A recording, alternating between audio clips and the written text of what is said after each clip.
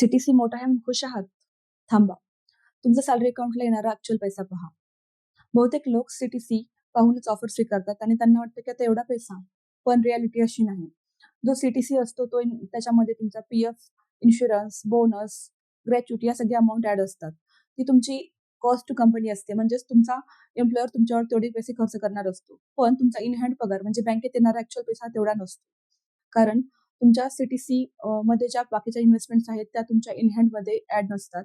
म्हणजेच जर तुमचा पगार 15 लाखाचं तुमचं पॅकेज असेल, तर तुमचा इन हँड पगार हा 1,25,000 नसेल, तर तो कदाचित 1 लाखाहूनही कमी असेल. कारण त्याच्यामधून टॅक्सेस प्लस या सगळ्या इन्व्हेस्टमेंट्स लेस होणार आहेत. त्यामुळे सीटीसीला इम्प्रेस न होता actual monthly in hand salary calculation करूनच ऑफर लेटर स्वीकारा. कारण त्यामुळे तुमचा लाईफस्टाईल किंवा तुमचं लाईफस्टाईल प्लॅनिंग चुकू शकतं. म्हणून तुमच्या एम्प्लॉयरला प्रश्न नक्की विचारा की माझी इन हँड सॅलरी किती असेल आणि त्यानंतर डिसिजन घ्या. Thank you.